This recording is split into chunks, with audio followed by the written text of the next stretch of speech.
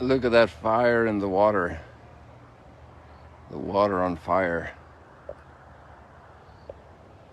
Imagine light coming into our soul and setting it on fire. That heat of love.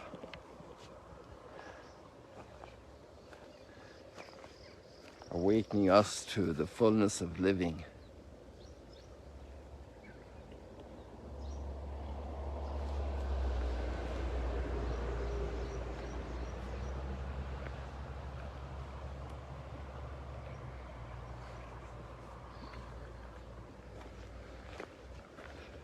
Awakening us to the fullness of living.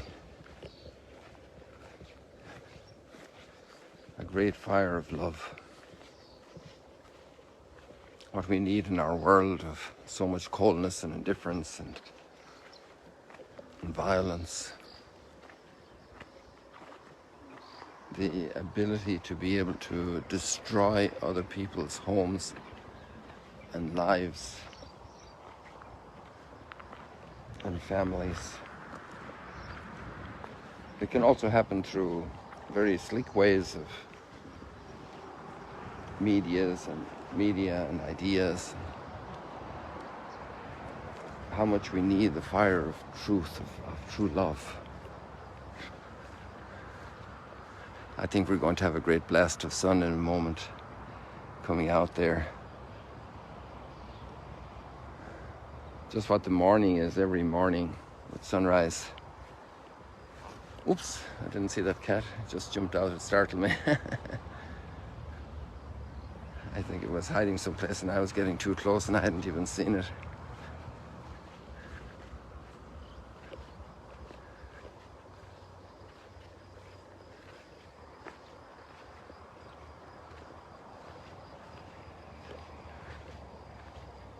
So we have always just, it's amazing scripture. The more we get into it, the more we love it. The more we know it, the more we relish it.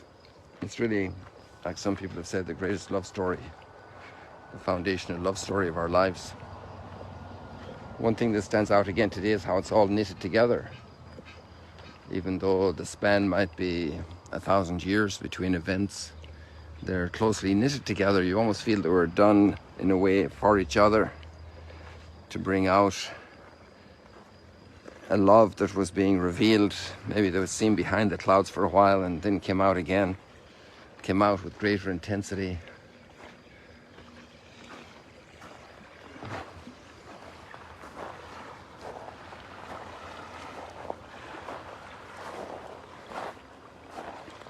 Remember a few years ago this tree was there and all the birds were coming and landing on it, even when it was dead for a while.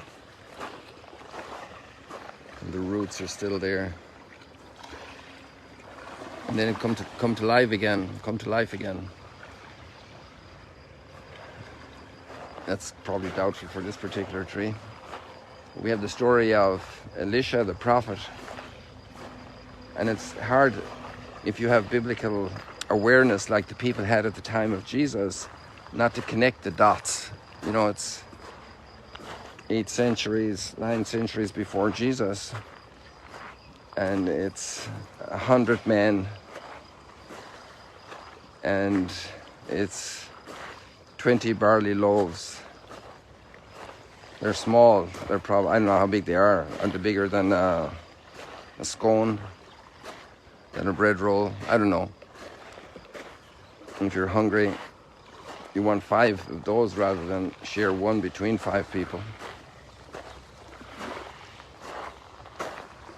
And they had more than enough. And then you're there with Jesus at the multiplication of the loaves, and you realize that there's about 5,000 men and all the women and all the children. I've heard different estimates and commentaries. Some people say 7,000, some people say 8,000, some people say 10,000. Well, the women are very religious, typically. And families that time weren't Chinese style, 1, 2 children. Who knows? It's a guess. But then with 5 loaves, not 20, and 2 fish, and they pick up 12 wicker baskets full.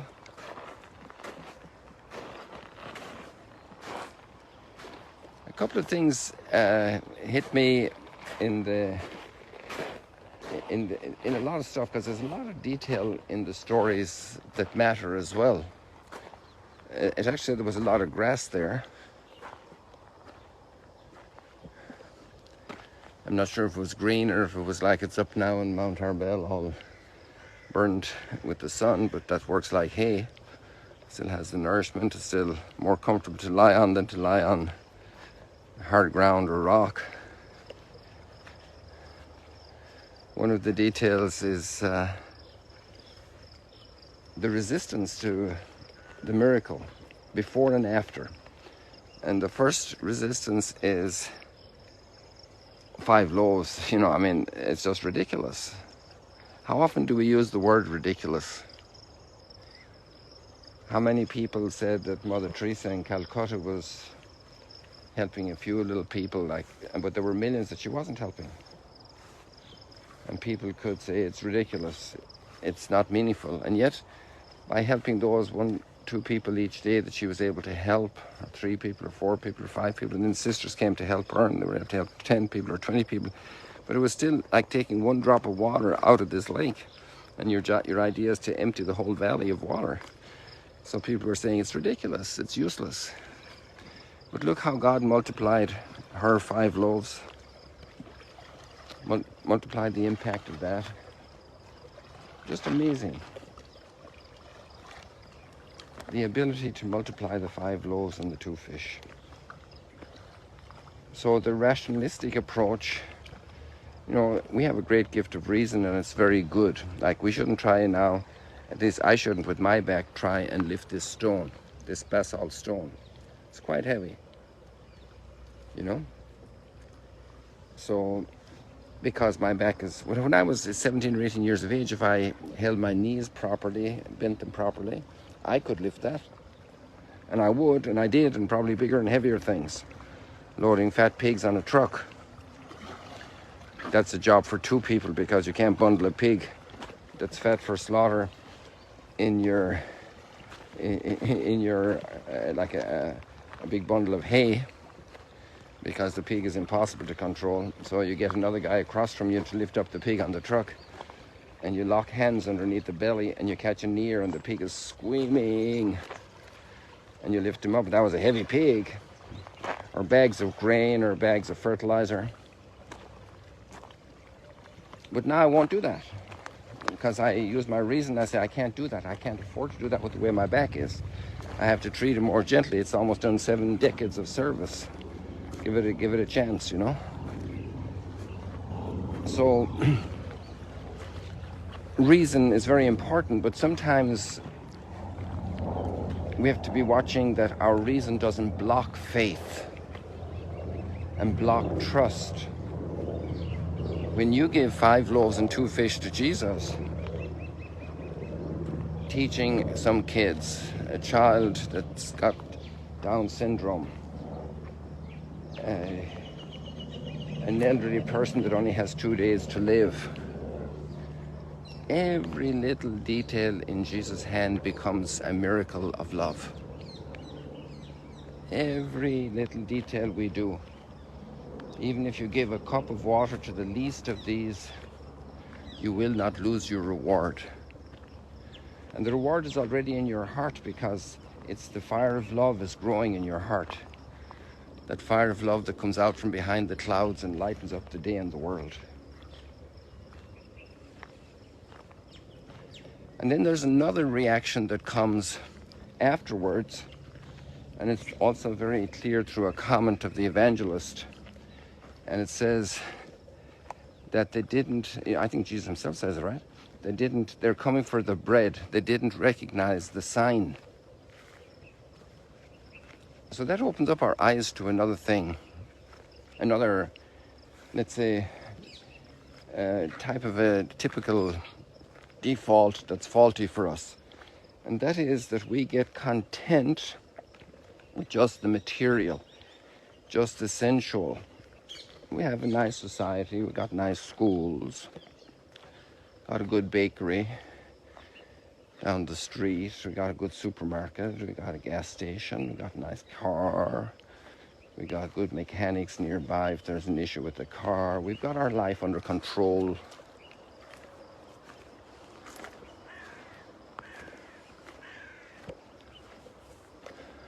Do we? Is it about material satisfactions only?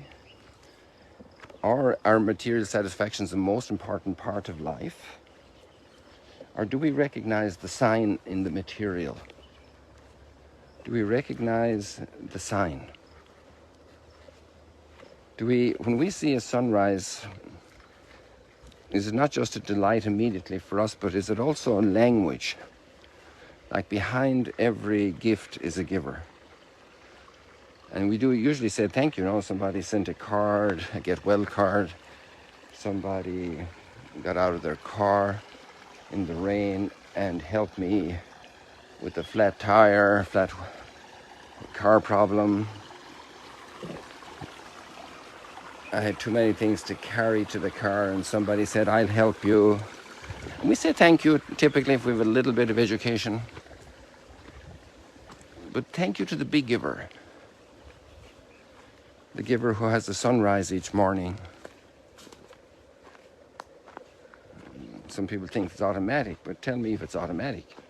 It's at the right distance from us to give us life, not too close that it'll burn us up, and not a tad too far that would leave us as an Antarctic region completely.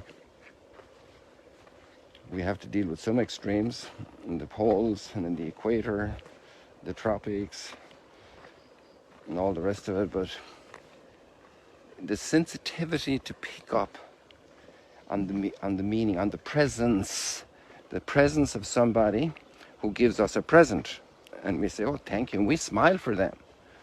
And maybe even nowadays we take and do a little selfie for the moment, and say, thank you, what a beautiful moment, I don't want to forget this moment you came to visit. Yesterday we had visitors from Australia. How marvelous, so beautiful. See the joy of a father and his daughter. And, they were very happy with the visit, but I was also thrilled. I'm so grateful they came. They were present here. They didn't stay in Australia, they came. And most people appreciate that, but maybe we miss the presence of the one who gives us our life. The hand of the Lord feeds us. He gives us all we need. What a beautiful psalm today.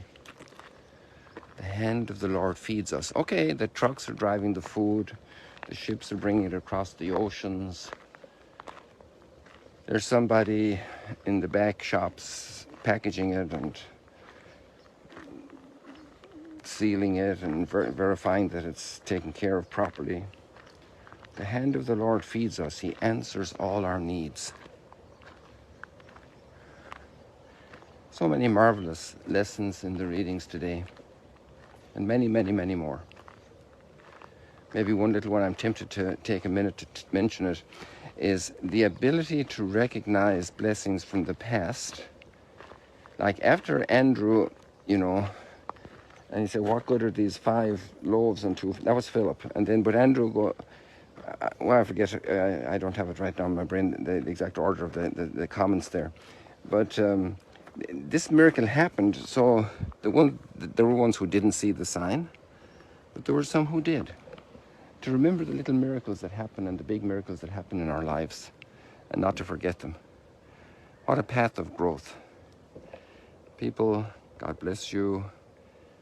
So I encourage you to look back in your life today maybe and see little things God did, because we have to get used to God doing miracles in our lives. He does a great job. See you later, alligators.